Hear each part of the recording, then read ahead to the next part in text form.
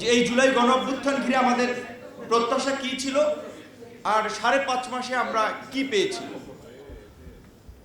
সহজ ভাষায় যদি আমরা এই দেশের আপামর জনসাধারণের কথা ভাবি, তাহলে জুলাই গণ অভ্যুত্থানকে কেন্দ্র করে তাদের প্রত্যাশা ছিল ফ্যাসিবাদের পতন হয়ে একটা নতুন বাংলাদেশের পরিবেশ আমরা দেখতে পাব, যেখানে রাজনৈতিক দল মতের ঊর্ধ্বে থেকে মানুষ যেভাবে গত 1.5 দশক ধরে ধারাবাহিকভাবে গণতন্ত্র, ভোটের দাবিতে, মানবাধিকার প্রতিষ্ঠা, নাগরিক অধিকার প্রতিষ্ঠার জন্য লড়াই করেছে, সেই অধিকারগুলো পাবে এবং মানুষকে আর রাস্তায় লড়াই সংগ্রাম করতে হবে না তাদের দাবি দেওয়া নিয়ে। কিন্তু আমরা দেখতে পাচ্ছি যে অভ্যুত্থানের পরপরই বিভিন্ন শ্রেণী গোষ্ঠীর মানুষ, পেশার মানুষ তাদের দাবি দেওয়া নিয়ে আন্দোলন করছে, ঘেরাও করছে। সেই পুরানো সময়ের মতোই, পুরানো চিত্রের মতোই কোথাও কোথাও পুলিশের সাথে পিকেটিং হচ্ছে, ধাওয়া পাল্টা দেওয়া হচ্ছে, টিয়ার সেল নিক্ষেপ হচ্ছে। কিন্তু এই চিত্রটা অন্তত আমরা এই 5 মাসের মানে এই 5.5 মাসে আসলে আমরা দেখতে চাইনি। তো এটা ইন্ডিকেট করে যে স্বাভাবিকভাবে মানুষের যে প্রত্যাশা সেটা পূরণ হয় নাই, বরঞ্চ রাষ্ট্র সিস্টেম আগে যেভাবে চলছে এখনো একইভাবে চলছে।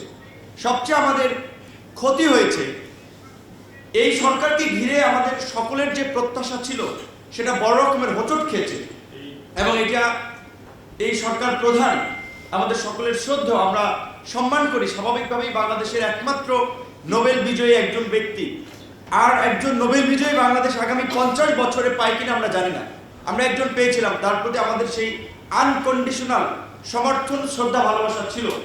কিন্তু দুঃখজনক যে তার ভূমিকাতে আসলে আমরা হতাশ, আমরা মর্মাহত। জাতি তাকে এই জাতির সংকটকালীন সময়ে নেতৃত্বের ভার তুলে দিয়েছেন, কিন্তু তিনি দক্ষতার পরিচয় দেননি। তিনি জাতির পালস সঠিকভাবে বুঝতে পারেন নাই, যেটা তার ইন্টারভিউতে নিউজের সম্পাদক জনাব নুরুল কবিরের সাথে 40 মিনিটের ইন্টারভিউটা যদি আপনারা দেখেন বুঝতে পারবেন যে রাষ্ট্র পরিচালনার, দেশ পরিচালনার ন্যূনতম প্রস্তুতি কিংবা চিন্তা ভাবনা আমাদের শ্রদ্ধেয় স্যারের দায়িত্ব নেওয়ার পূর্বে কিংবা দায়িত্ব নেওয়ার সময় চিন্তা ভাবনা করেন না। এবং গত কয়েক মাসে তার সরকারের যে মুভমেন্ট এবং তার সরকারের যে ভূমিকা সেটা জলাখার বিপরীত। আমরা ফ্যাসিবাদের বিরুদ্ধে লড়াই সংগ্রাম করে রক্ত দিয়ে, জীবন দিয়ে এই পরিবর্তন এনেছি। এই পরিবর্তনের পরে আমাদের প্রধানতম দাবি ছিল এই শান্তিপূর্ণ ছাত্র আন্দোলনে, ছাত্র জনতার অভ্যুত্থানে যারা হামলা চালিয়েছে, গুলি চালিয়েছে, হত্যা চালিয়েছে তাদের বিচার করা, তাদেরকে গ্রেপ্তার করা, তাদের বিরুদ্ধে যথাযথ ব্যবস্থা নেওয়া। কিন্তু গতকালকে আপনারা ইন্ডিয়ার টুডে ইন্ডিয়ার একটি পত্রিকায় সাবেক স্বরাষ্ট্রমন্ত্রী, এই ফ্যাসিবাদের অন্যতম মাস্টারমাইন্ড আসাদুজ্জামান খান কামালের ইন্টারভিউ শুনেছেন। 5 তারিখের পরে 6-7 তারিখ পর্যন্ত তিনি দেশে ছিলেন, তারপরে নিরাপদে পালিয়ে গেছেন। এই সরকারের এই 5 মাসেও এই ফ্যাসিস্ট রেজিমের সাথে সংশ্লিষ্ট অনেক শীর্ষ নেতৃবৃন্দ রাষ্ট্রীয় প্রটোকল নিয়ে তারা নিরাপদে পালিয়ে গেছেন। সরকারের যারা উপদেষ্টা পরিষদ, গোয়েন্দা সংস্থা থেকে শুরু করে আইন শৃঙ্খলা বাহিনী যারা কাজে নিয়োজিত, তারা টেরও পান নাই, পেয়েছেন, তারা জানতেন, কিন্তু তারা ব্যবস্থা নেন নাই। এই ধরনের বিপ্লবের পরে যেটা হয়, স্বাভাবিকভাবেই সরকারি চাকরি থেকে শুরু করে সচিবালয়, বিভিন্ন জায়গায় প্রয়োজনে রাতারাতি আপনার কয়েক হাজার মানুষকে স্যাক করা, তাদেরকে চাকরিচ্যুত করা। কয়জন মানুষকে চাকরিচ্যুত করেছে, কয়জন মানুষের বিরুদ্ধে ব্যবস্থা নিয়েছে, আবার ব্যবস্থা নিবে কি? ব্যবস্থা নিতে গেলে দেখা যায় বিভিন্ন রকমের তদবির, সুপারিশ। আমরা যারা ফ্যাসিবাদের বিরুদ্ধে কথা বলছি, আমি দুঃশাসনের অবসানের বিরুদ্ধে লড়াই করেছি, আওয়ামী লীগের নিষিদ্ধের কথা বলছি, তারাই তলে তলে দল ভারী করার জন্য আওয়ামী লীগের লোকজন নিচ্ছি। এই আওয়ামী লুটেরা তন্ত্রের সহযোগী, মাফিয়া এবং দুর্বৃত্তদেরকে সহযোগিতা করছি, পৃষ্ঠপোষকতা করছি। এসালম নিয়ে খুব আলোচনা হচ্ছে বাংলাদেশে। এসালমের সম্পত্তি ক্রয় করার নির্দেশ দেওয়া হচ্ছে, এসালমের বিরুদ্ধে ব্যবস্থা গ্রহণ করা হচ্ছে। এসালম বাংলাদেশের নাগরিকত্ব ত্যাগ করেছে, সিঙ্গাপুরের নাগরিকত্ব গ্রহণ করেছে। এখন তিনি বাংলাদেশের ফরেন ইনভেস্টর, তার নিরাপত্তা, তার সম্পত্তির নিরাপত্তা, তার ব্যবসা বাণিজ্যের জন্য বাংলাদেশ সরকার লায়াবল থাকবে। আবার বাংলাদেশ সরকারই তাকে এইখানে থাকার পার্মানেন্ট রেসিডেন্স গ্রান্ট করেছে। একদিকে তিনি বাংলাদেশ থেকে, ব্যাংক থেকে এই দেশের জনগণের লক্ষ লক্ষ কোটি টাকা লোপাট করে সিঙ্গাপুর, সাইপ্রাস, মালয়েশিয়া বিভিন্ন দেশে পাচার করেছেন। সেটি নিয়ে বাংলাদেশ ব্যাংকের গভর্নর সেটি নিয়ে তথ্য দিচ্ছেন, পত্রপত্রিকা আসছে, তার বিরুদ্ধে ব্যবস্থা নেওয়া হবে। তিনি বাংলাদেশের নাগরিকত্ব ত্যাগ করেছেন, সেটার বিরুদ্ধে বাংলাদেশের যা কোনো ব্যবস্থা নিয়ে তলে তলে আবার তাকে সিঙ্গাপুরের নাগরিক হিসেবে এখানে রেসিডেন্স গ্রান্ট করেছেন যে তিনি এখানে ব্যবসা বাণিজ্য করতে পারেন। বসুন্ধরা গ্রুপের দুর্বৃত্তদের সাথে বাংলাদেশের ইতিহাসে ভূমি দস্যু লুটেরাদের মধ্যে বসুন্ধরা হচ্ছে এই দেশের অন্যতম লুটেরা গোষ্ঠী, শিল্পী। সেই বসুন্ধরার বিরুদ্ধে কি ব্যবস্থা নিয়েছে সরকার? এখন পর্যন্ত ব্যবস্থা নিয়েছে? এমনকি শোনা যাচ্ছে এই সরকারের উপদেষ্টাদের সহযোগীরা কিংবা এই সরকারের লোকেরা সৌদি আরব দিয়ে বসুন্ধরার লোকের সাথে মিটিং করেছে। কারণ তাদের টাকা লাগবে। সরকারের লোকেরা দল বানাতে চায়, ক্ষমতায় যেতে চায়, আওয়ামী দুর্বৃত্তদের সহযোগিতা নিয়ে দল বানাতে চায়, ক্ষমতায় যেতে চায়। আওয়ামী দুর্বৃত্তদের অর্থ সম্পদের যদি তাদের নেতাকর্মীদেরকে দিয়ে সেভ করাতে চায়, সেটি খুব পরিণতি ভালো হবে না। আন্দোলন আমরা করেছি, লড়াই আমরাও করেছি। এই গণ অধিকার পরিষদ হতে পারে একটি ছোট্ট সংগঠন, সারা বাংলাদেশের আনাচে কানাচে গণ অধিকার পরিষদের বার্তা পৌঁছে গেছে। ধারাবাহিকভাবে লড়াই সংগ্রামের মধ্য দিয়ে গণ অধিকার পরিষদ তৈরি হয়েছে।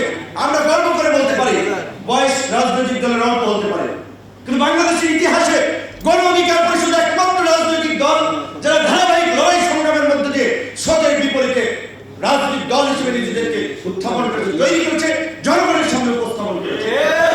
এই পরিবর্তনের পরে কত জনেরই তো কত কি পরিবর্তন হয়েছে।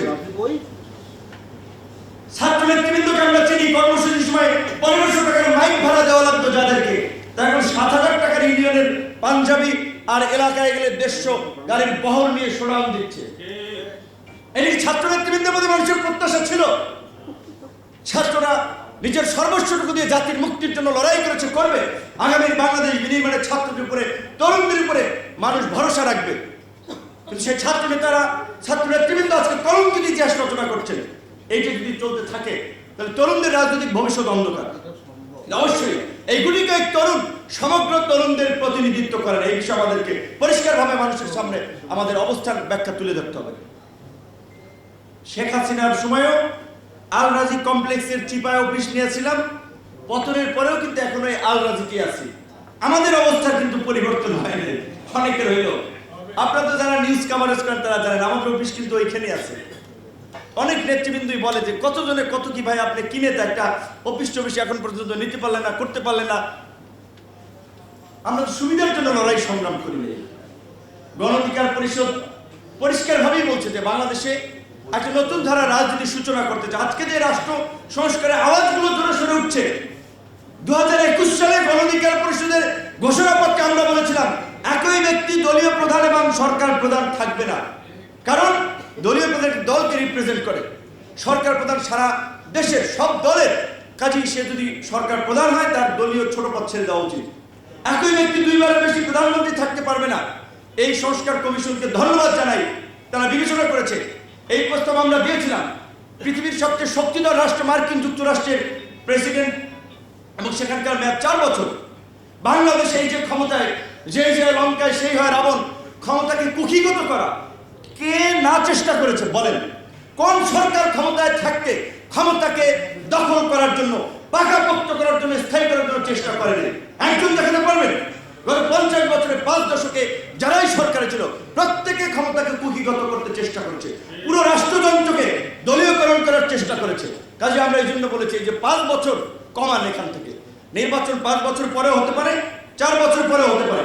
কাজে 4 বছর পরে হোক। জাতীয় সংসদের মেয়াদের কথা আমরা 4 বছর বলেছি। নির্বাচন কমিশন, সংস্কার কমিশন প্রস্তাবনায় সেটি গ্রহণ করেছে, ভালো। গণ অধিকার পরিষদ 2021 সালে তাদের প্রতিষ্ঠা লগ্নেই বলেছে বাংলাদেশের মতো তৃতীয় বিশ্বের এই কান্ট্রিগুলোতে, বিশেষ করে বাংলাদেশের মানুষ এখন সেই মুক্তিযুদ্ধের সময় 71 আমাদের শিক্ষিত জনগোষ্ঠী ছিল 20%, এখন প্রায় শিক্ষার হার 85%। কাজেই শিক্ষা দীক্ষায় মানুষ এগিয়েছে। আর্থ সামাজিক বাস্তবতায় মানুষের জীবন মান নিজের প্রচেষ্টায়, সামাজিক বাস্তবতায়, দেশীয় বাস্তবতায়, আন্তর্জাতিক বাস্তবতায় কিছুটা হলেও উন্নীত হয়েছে। কাজে এখন মানুষ রাজনীতিতেও ভালো চিন্তা ভাবনা করতে পারে। বাংলাদেশ একটা একদলীয় আধিপত্য ঠেকাতে কিংবা সংসদে কোনো একক দলের আধিপত্য পরিবর্তে একটা ভারসাম্যপূর্ণ সংসদ যেখানে সব দল মতের মানুষের প্রতিনিধিত্ব থাকবে, আনুপাতিক হারে আমরা ভোটের কথা বা সংখ্যানুপাতিক নির্বাচনের কথা কিন্তু আমরা 21 সালে বলছি, সেগুলো নিয়ে এখন আলোচনা হচ্ছে, তাই না? তাহলে এখন যে আলোচনা হচ্ছে এই আলোচনা কিন্তু এই গণ অধিকার পরিষদের তরুণরা 2021 সালেই ছেড়ে দিয়েছে। আজকে শিক্ষকরা এই প্রেস ক্লাবের সামনে ইবতেদায়ী শিক্ষকরা আন্দোলন করছেন জাতীয়করণের দাবিতে। বলে বাবা 30-35 বছর ধরে চাকরি করি, একটা পয়সা বেতন পাইনি। আহা, কি শিক্ষা দেবে তারা? কোন আপনার ছেলে মেয়েকে পড়াবে, তার বেতনের খবর নাই, রাষ্ট্রের কোনো দায় নাই। এইটা নিয়ে আমরা বলছি পরিষ্কারভাবে এই শিক্ষকদেরকে অনতিবিলম্বে জাতীয়করণ করতে হবে, তাদের সমস্ত পাওনা জানার সুযোগ সুবিধা নিশ্চিত করতে হবে। গতকালকে প্রাথমিক বিদ্যালয়ের শিক্ষকরা, সরকারি শিক্ষকরা 10ম গ্রেডের কথা বলেছে। মানে এই দেশে সরকারি চাকরির যে বেতন গ্রেড, প্রথম গ্রেড থেকে 20তম গ্রেডের তারতম্য এবং বৈষম্য যদি দেখেন, উঁচু তলার মানুষেরা কিভাবে বৈষম্য করে রেখেছে। 20তম গ্রেডের একজন মানুষ বেতন পায় 8,200 টাকা। আপনারা বলেন, একজন সরকারি চাকরিজীবী বেতন পায় 8,200 টাকা, সে হয়তো পিয়ন, অফিস সহকারী, সেই সমাজে বাস করে না, এই বাজার থেকে বাজার করে না, তার পরিবার নাই, বউ বাচ্চা নাই। 8,200 টাকায় চুরি করা ছাড়া পরিবার বাঁচানো সম্ভব? 8,200 টাকায়? তাহলে এইটা রাষ্ট্রের চোখে পড়ে নাই?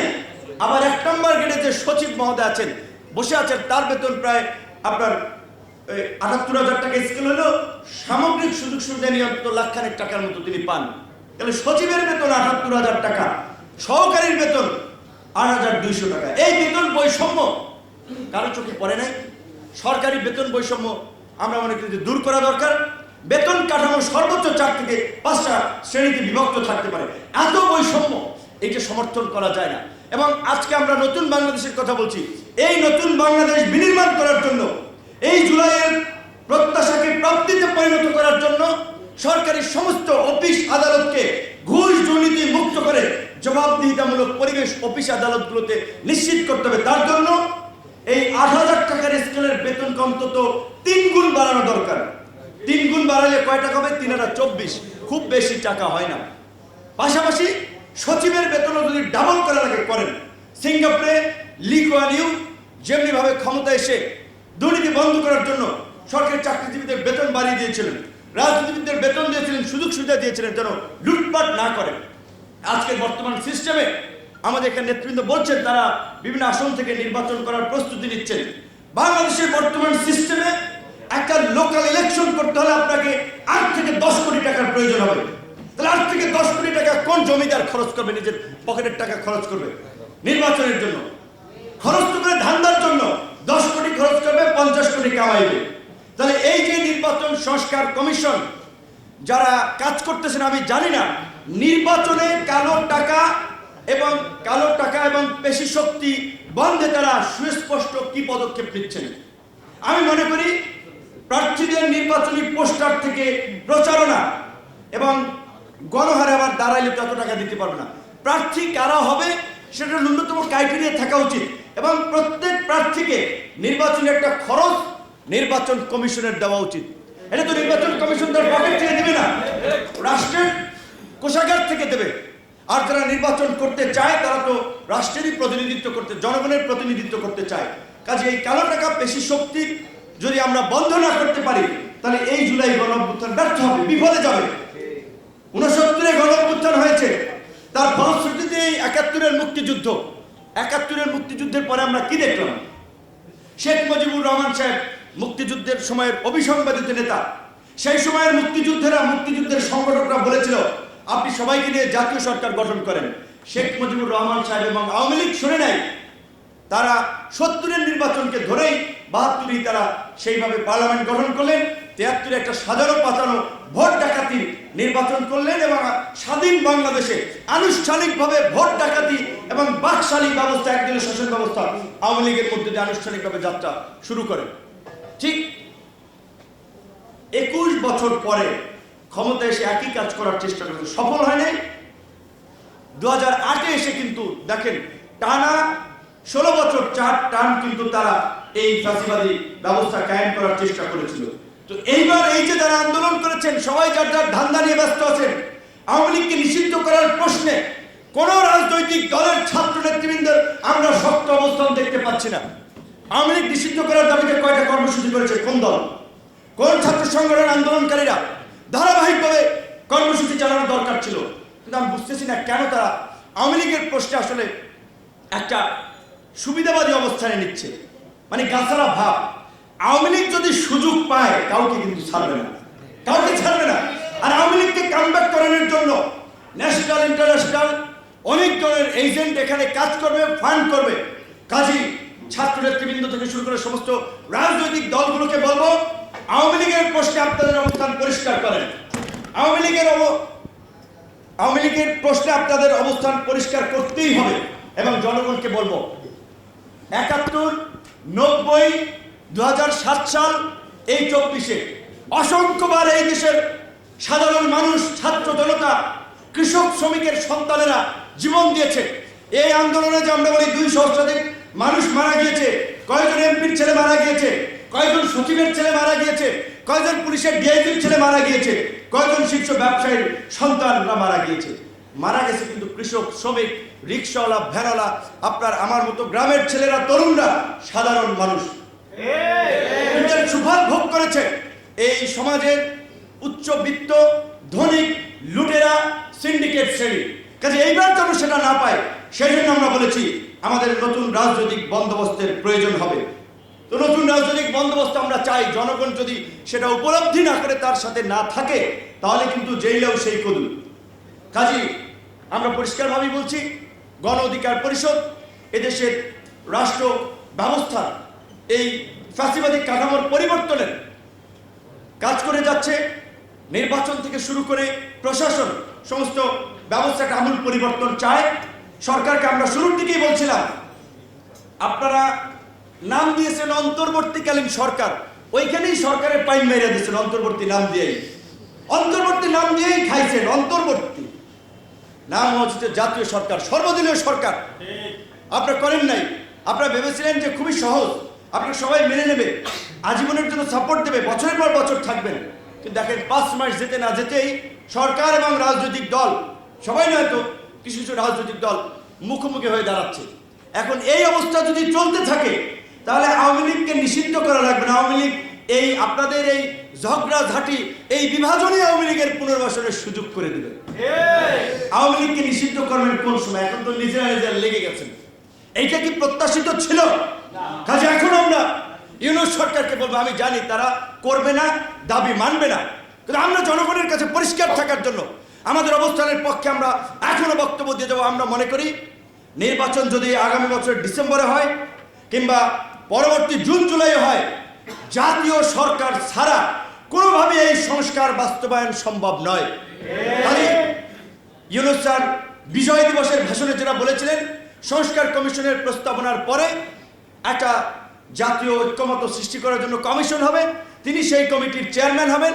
তো আমরা অনুরোধ করব, আপনারা এখনো যেই রাজনৈতিক দল জাতীয় সরকারে যাবে না, তারা জনগণ তাদের বিষয়ে সিদ্ধান্ত নেবে। জনগণ কাউকে এককভাবে ক্ষমতায় দেখতে চায় না, জনগণ কাউকে মসনদে বসাতে চায় না। জনগণ রাষ্ট্র ব্যবস্থার পরিবর্তন চায়, রাষ্ট্র সংস্কার চায়, রাষ্ট্রকে নতুনভাবে বিনির্মাণ করতে চায়। আর সেটার জন্য জাতীয় সরকারের বিকল্প নাই। নাহিদ ইসলাম বলেছেন বিএনপি নাকি চায় নাই, আমরা তো সেটা জানি না, আমাদের সাথে তো বলেন নাই সেই সময় যে বিএনপি চায় না। আপনারা কি চান কিনা? বিএনপি না চাইতো আমরা সবাই মিলে জাতীয় সরকারের পক্ষে দাঁড়াতাম। বিএনপির তো রাজনৈতিক ঘোষণা আছে, তারা ক্ষমতা এলে জাতীয় সরকার করবে।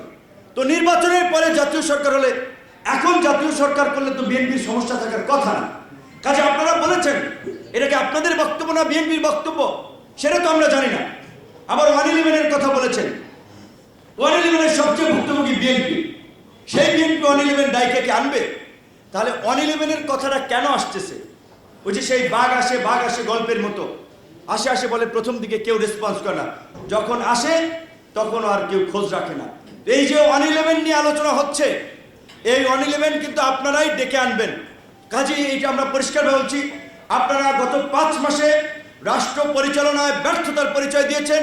অনতিবিলম্বে উপদেষ্টা পরিষদ পুনর্গঠন করেন এবং সমস্ত রাজনৈতিক দল, আন্দোলনের অংশীজন, নাগরিক সমাজ সহ সবার সাথে আলাপ আলোচনা করে জাতীয় ঐক্য এবং সংহতির মাধ্যমে আগামীর বাংলাদেশ বিনির্মাণে জাতীয় সরকার গঠন করেন।